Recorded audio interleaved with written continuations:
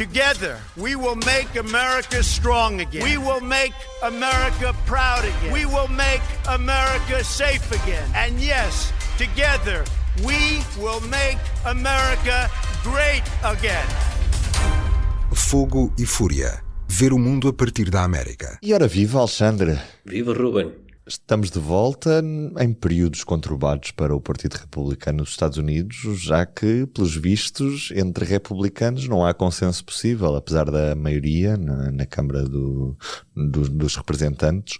Há dificuldades de fazer passar certos diplomas e, Alexandre, queria mesmo que me especificasses o que é que se está a passar ao certo para não haver esses consensos dentro do próprio partido. É verdade. Olha, deixa-me começar por dizer que são períodos difíceis para o Partido Republicano e também para mim, que estou um bocado constipado, mas estamos juntos, Alexandre, estamos Vamos juntos. ver se conseguimos fazer isto até ao fim.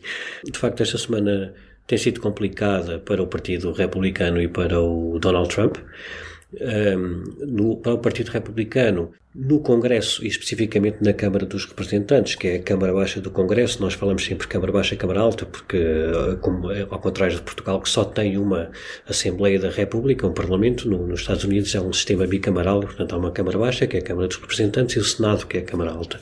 Na Câmara dos Representantes, o Partido Republicano está em maioria, mas é uma maioria muito curta e que ainda ficou mais curta nas últimas semanas com uma série de afastamentos. Por exemplo, o Jorge Santos, um republicano de Nova Iorque, que foi expulso porque era uma pessoa que não lidava muito bem com a verdade, no geral.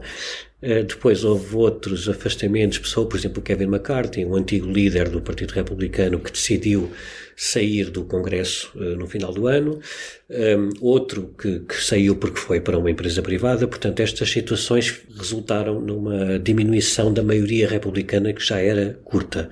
Estes postos só vão ter um substituto nos próximos meses. Eles não são substituídos já? Não. Tem de convocar eleições, portanto, depende dos Estados, mas só nos próximos meses é que o Partido Republicano vai poder contar com os substitutos destes congressistas que saíram. Até lá, a margem de manobra dos republicanos é escassa. É muito escassa. Se estiverem todos presentes neste momento, tanto os republicanos como os democratas, os republicanos só podem perder 3 votos na sua própria bancada se quiserem fazer aprovar uma proposta de lei. Isto é, se o líder do Partido Republicano, o líder da Câmara dos Representantes, neste caso porque é republicano, porque eles estão em maioria, agendar uma votação de uma proposta de lei elaborada pelos republicanos, em princípio passa, porque eles têm uma maioria, embora ligeira, mas se estiverem todos dos dois lados da bancada, Partido Republicano e Partido Democrata, só pode haver 3 republicanos que se opõem a essa proposta. Abaixo disso, a proposta não passa, porque é preciso ter no mínimo 218 votos a favor. A questão com estas diminuições e especialmente na última semana, com a ausência de mais congressistas por doença, o Partido Republicano viu-se ali na circunstância de só poder perder um voto na sua bancada para fazer aprovar propostas, seja propostas de lei, seja, neste caso, que é o que vamos falar, a proposta do impeachment do secretário da Segurança Nacional dos Estados Unidos, o Alejandro Mayorkas, que é na prática o responsável pelo controle da fronteira com o México. As outras fronteiras também, obviamente, mas o que está aqui em causa é a fronteira dos Estados Unidos com o México. Com o Canadá, com o Canadá, exatamente, até agora. E então o Partido Republicano, desde as eleições de 2022, de novembro, que é uma das bandeiras e uma das promessas àquela base eleitoral mais fervorosa e mais adepta do Donald Trump, uma das promessas era o afastamento, a destituição, ou pelo menos o impeachment, que é diferente. O impeachment é uma impugnação, é como se fosse uma acusação, a dedução de uma acusação contra, neste caso, um responsável político, pode ser um juiz também.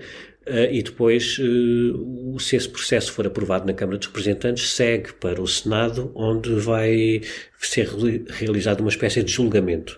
E nesse julgamento, se as acusações forem dadas como provadas, se houver votos suficientes, então sim, esse responsável é destituído. Não estamos aí, nem de perto nem de longe, estávamos naquela fase em que um partido, neste caso o Partido Republicano, que tem maioria na Câmara dos Representantes, decidiu apresentar acusações contra o Alejandro Mayorkas porque acha que ele não está a aplicar as leis de controle das fronteiras, que é o que está a fazer tudo errado e pronto, tem de ser destituído. A questão é que, segundo a Constituição dos Estados Unidos, para um alto responsável político ou judicial poder ser alvo de um impeachment, a parte que promove esse processo tem de demonstrar o que diz na Constituição, que é o crimes graves ou contravenções. Quer dizer, tem de haver algo, embora não seja um processo no tribunal, mas tem de haver algo substancial para se poder acusar. Na maioria dos casos estamos a falar de obstrução da justiça, por exemplo, ou perjúrio, ou qualquer coisa que seja palpável, que as pessoas possam justificar perante a população o impeachment. No caso do Mayorkas não há nada. Há, como disse um republicano nas semanas anteriores, se calhar há incompetência do ponto de vista de um republicano, há incompetência, mas como ele disse, este congressista republicano, se fossem a destituir ou a impugnar congressistas por incompetência, o Congresso não teria congressistas neste momento, disse ele com muita graça. Portanto, o processo em si nunca foi muito consistente. E o pior para o Partido Republicano é que a liderança do Partido Republicano, o líder, o Mike Johnson, agendou a votação para a noite de terça-feira, numa altura em que, à partida, e isto é o trabalho dos republicanos que estão na maioria, teriam de fazer estas contagens e tentar perceber nos corredores e falando com uns e com outros para ver quantos votos poderiam ter nessa votação. À partida haveria... os republicanos teriam pelo menos um voto a mais, teriam hipótese de aprovar o impeachment com uma maioria, mas só com um voto. Depois houve ali um golpe de teatro. A dada altura houve 3 republicanos que votaram contra o impeachment, portanto contra a sua bancada, e ainda assim aquilo podia passar com esse voto de vantagem, só que depois apareceu um democrata de cadeira de rodas foi mesmo assim, que vinha de uma operação de última hora. Os republicanos, ao que parece, não contavam que ele viesse votar, portanto ficaria ali uma situação de 215, 214, mas ele veio à última hora, votou, fez um empate, então o empate é a mesma coisa que não haver avanço no processo. E depois um republicano foi lá por uma questão de procedimento do Congresso, votou contra, mudou o seu voto para votar contra, que é para ser derrotada a proposta, que é para eles poderem agendar uma nova votação, porque se ficasse empatado não poderiam, portanto a questão é que foi um embaraço gigantesco para o Partido Republicano. É isso, Alexandre, é que até que ponto é que isto não destrói a credibilidade do Partido Republicano? Sim, o Partido Democrata é importante para o Partido. Claro, o Partido Democrata aproveita-se disso para dizer que nós somos o partido responsável e conseguimos fazer aprovar, ou pelo menos ter sermos minimamente consequentes nas nossas propostas, na ação legislativa. Mas a verdade é que o Partido Republicano neste momento está a atravessar uma fase muito complicada de divisões internas entre uns congressistas mais extremistas e uma base que ainda acha que é possível dialogar com o Partido Democrata e tentar arranjar ali alguns consensos. E estas divisões, obviamente, que fragilizam a liderança do partido, de uma forma que não acontece no Partido Democrata ainda. O problema é este, é que se calhar nos próximos anos nós vamos ver a eleição de mais congressistas do Partido Democrata, que são também de uma ala mais à esquerda ou mais progressista do que é a média, o centro no Partido Democrata atual, e também eles depois se calhar vão começar a forçar a aprovação de leis mais progressistas.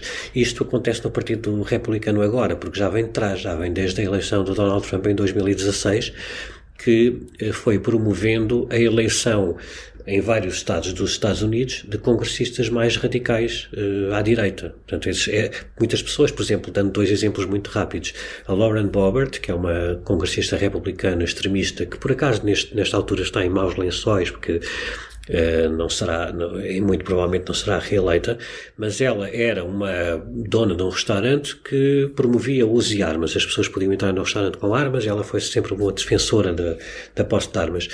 Resolveu candidatar-se, bocadinho estimulada pelo sucesso do Donald Trump dentro do Partido Republicano e foi eleita congressista. Como ela, também outras congressistas, como a Marjorie Taylor Greene, que era uma empresária de ginásios e também se transformou ali numa congressista e hoje é uma das líderes do Partido Republicano. Portanto, há uma nova geração de políticos que surgiram com o Donald Trump que não eram sequer, não tinham vida política sequer antes e, portanto, agora eles têm um grande poder no Partido Republicano e talvez venhamos a ver isso no Partido Democrata daqui a uns anos, não é? Alexandre, mas não só este impeachment fracassado mostrou a desunião entre republicanos, há mais coisas que ficaram pelo caminho. Sim, logo a seguir, minutos depois desta votação, o Partido Republicano levou a votos também um pacote de assistência financeira, mas para assistência militar a Israel, só com essa proposta, e também foi derrotada, neste caso, a votação, os republicanos perderam a votação que convocaram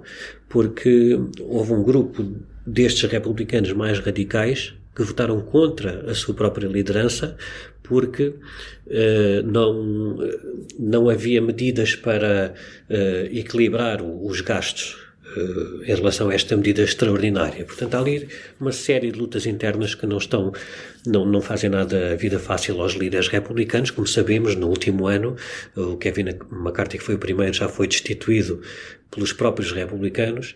Este que agora lá está, o Mike Johnson, também não está a conseguir fazer aprovar votações importantes, portanto não sabemos se vai chegar ao fim também. Esta proposta sobre Israel foi levada a votos por causa da intransigência do Partido Republicano em aprovar um pacote de assistência, um novo pacote de assistência à Ucrânia. Estamos recordados desde o ano passado que isto está a ser discutido. Na altura, o Partido Republicano exigiu ao Partido Democrata que fizesse várias concessões para reforçar o controle na fronteira com o México. E se o Partido Democrata fizesse isso, então o Partido Republicano poderia autorizar esse novo pacote de assistência à Ucrânia, que também teria a assistência a Israel. Esse grande bolo que estava a ser discutido, os negociadores dos dois partidos apresentaram uma proposta também nos últimos dias. Portanto, o Partido Democrata fez uma série de concessões em termos de controle da fronteira, concessões que há poucos meses ou há poucos anos seriam impensáveis do Partido Democrata fazer, mas fizeram-nas principalmente para obter o financiamento para a Ucrânia. E nos últimos dias o Donald Trump e a ala mais extremista veio dizer: não, agora já não queremos este acordo, porque em termos políticos, como estamos num ano eleitoral, os republicanos têm dito isto, portanto isto não é uma opinião. O próprio Donald Trump disse: se me quiserem culpar a mim, culpem, não há problema, que é qualquer medida que fosse beneficiar o Joe Biden. Portanto, há um problema na fronteira. Se este pacote, se esta proposta fosse aprovada, se calhar a situação na fronteira ia melhorar nos próximos meses e então a imagem do presidente ia melhorar também. O Partido Republicano e principalmente o Donald Trump não quer isso. Portanto, depois de ter exigido concessões ao Partido Democrata na fronteira, o Partido Democrata fez essas concessões, mas agora também já não querem, portanto a proposta vai ficar ali em águas de bacalhau. Resumindo e concluindo, fica em águas de bacalhau a assistência a Israel, porque é a proposta que o Partido Republicano quer ver aprovada sem nenhuma proposta sobre a Ucrânia nem sobre a fronteira, e então o Partido Republicano, pelos vistos, não tem votos suficientes para aprovar esse tipo de propostas. E também fica em águas de bacalhau a assistência à Ucrânia, porque seria incluída num pacote com a assistência a Israel e reforço das verbas para a fronteira, que os republicanos também agora não estão dispostos a aprovar. Não sabemos quando é que vai ser possível a Ucrânia receber a ajuda que necessita mesmo para continuar a combater com a Rússia, não é? Entretanto, continuam a decorrer os processos judiciais que envolvem o antigo presidente Donald Trump. Que novidades é que tivemos nos últimos dias, Alexandre? Olha, também na terça-feira, no dia do congressista democrata que entrou de cadeira de rodas para salvar o dia para o Partido Democrata, o Tribunal da Relação, um tribunal de segunda instância de Washington, da capital dos Estados Unidos, decidiu, um painel de 3 juízas, 2 nomeadas por Joe Biden e uma nomeada pelo George Bush pai, 2 de presidentes democratas e uma de presidente republicano. Esse painel decidiu por unanimidade que o Donald Trump não tem nenhum direito a uma imunidade ou uma proteção contra processos de crime por ter sido presidente dos Estados Unidos. Isto era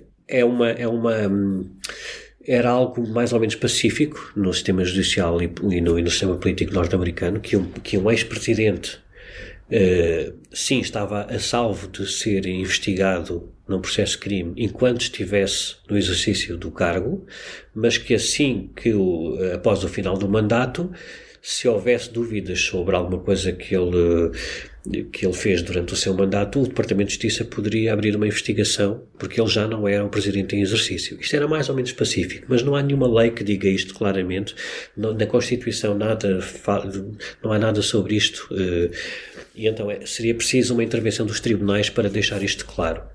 Isto nunca aconteceu na história dos Estados Unidos, porque nunca houve uma situação em que um ex-presidente, e neste caso presidente candidato à Casa Branca novamente, fosse alvo de uma acusação criminal, quanto mais de 91, como é neste caso, não é? São 4 processos de crime e que incluem 91 crimes, ou alegados crimes, incluindo tentativa de subversão dos resultados eleitorais. Portanto, estamos aqui numa situação nova nos Estados Unidos e por isso o que acontece aqui do lado dos advogados do Trump é tentarem de recurso em recurso fazer com que os processos cheguem a julgamento o mais tarde possível. Ora, porque é que isto acontece? É porque, como ele é candidato à Casa Branca novamente em novembro, imaginemos que há aqui um atraso de vários meses no início dos julgamentos e que, por volta do verão, quando acontecem as convenções nacionais dos partidos, em que nessa altura o Trump já será mesmo o candidato à Casa Branca oficial, nomeado na convenção republicana, um juiz ou uma juíza tem de olhar para o processo e dizer, bom, agora já foram resolvidos todos os recursos, eu tenho de decidir e tenho de marcar o início do julgamento. Nessa altura se calhar já vai ser tarde demais, porque depois começam a surgir os cálculos políticos, como é que se vai iniciar o julgamento de um candidato à Casa Branca, ainda por cima este candidato, que obviamente vai aproveitar para dizer que está a ser perseguido politicamente e pelo sistema judicial e por tudo e mais alguma coisa. Portanto, pode ser... E que fica com imunidade a partir do momento em que volta a ser eleito. E se for eleito, exatamente, se vier a ser eleito e se não for julgado antes, para além de voltar a ter imunidade, portanto não poderá ser julgado nesses 4 anos desse mandato, como é presidente, também pode dar instruções ao Departamento de Justiça para simplesmente arquivar o processo. Pois também há outras hipóteses que não foram testadas, mas que ele certamente tentará fazer, que é perdoar-se a si próprio, por exemplo. Mas o que é garantido é que não poderá ser julgado nesses 4 anos, é no mínimo dos mínimos. Mas o mais provável é que nesse cenário, obviamente, que o Departamento de Justiça iria deixar cair as acusações, porque ele nomearia alguém que antes da entrevista lhe garantisse que ia deixar cair as acusações, portanto não há mistério nenhum nisto. Mas para resumir, o que este Tribunal da Relação disse foi que não nem o Donald Trump, nem nenhum ex-presidente tem imunidade total e absoluta contra processos de crime, investigações criminais, porque assim que saem da Casa Branca são, na prática, um cidadão como outro qualquer e estão expostos a qualquer investigação. Os presidentes dos Estados Unidos, já tinha havido uma decisão judicial nos anos 70 por causa da questão do Richard Nixon e do Watergate. Os ex-presidentes dos Estados Unidos de facto têm imunidade a processos de âmbito civil, portanto por coisas que fizeram no mandato. Nós estamos sempre a falar de ações durante o mandato. Por exemplo, se alguém quiser pedir uma indemnização porque acha que foi injusto uma decisão qualquer do presidente, no âmbito civil dos presidentes, por uma decisão que em relação a um caso com o Richard Nixon, penso que já na década de 80 ficou estabelecido que os ex-presidentes têm imunidade no caso de processos civis, mas do âmbito civil, mas não no criminal, como é o caso. Nunca houve nenhuma decisão em relação a isso. Esta decisão do Tribunal da Relação nega o pedido do Trump, mas agora, para ser final, há 2 hipóteses. Ou o Trump vai recorrer, como disse, que já disse que vai recorrer para o Supremo Tribunal, e portanto temos de esperar para ver qual é que é a decisão do Supremo Tribunal, que pode aceitar, analisar a decisão ou não. Se disser que não quer analisar, fica esta decisão. Portanto, o Trump não tem direito à imunidade total e ponto final. Isso é bom para agilizar o processo, porque se o Supremo Tribunal disser que não quer analisar, o julgamento vai poder ser marcado o mais rapidamente possível. Se o Supremo Tribunal disser, não, nós queremos ouvir, e depois não diz quando é que vai começar a ouvir os argumentos, depois não vai, não sei o quê, pode atrasar ainda mais o processo. As juízas tentaram acautelar isso nesta decisão no Tribunal da Relação, dizendo ao Trump e aos advogados que se quiserem recorrer para o Supremo Tribunal têm de fazê-lo até segunda-feira, senão isto entra em vigor. Mas se recorrerem para isto é tudo muito complicado, mas vamos tentar explicar, se recorrerem para tentarem uma decisão intermédia, que é no mesmo tribunal, mas para o plenário do tribunal, para todos os juízes, em vez de ter só este painel de 3 juízes, ele pode recorrer ainda pode querer ouvir todos os juízes do tribunal, não é? Uma decisão de todos os juízes. Se isso acontecer, o tribunal de Washington, que está a julgá-lo, pode marcar o julgamento na próxima semana. Portanto, ele tem de se apressar, e qualquer decisão que ele tome não vai poder arrastar muito mais o processo. Resta saber qual será a decisão do Supremo Tribunal. Certamente assessorado pelos melhores advogados do país e com a intenção de ser juiz em causa própria, se assim chegar à Casa Branca. Sim, mas estes melhores advogados do país até agora pelo menos não têm conseguido, ou melhor, se nós olharmos por este ponto de vista, que é o objetivo, principal e único objetivo é ir adiando os processos, de facto eles são uns ótimos advogados. São muito bons. Mais do que isso não estão a ser, não. Alexandre, um abraço, até daqui a 15 dias. O público fica no ouvido.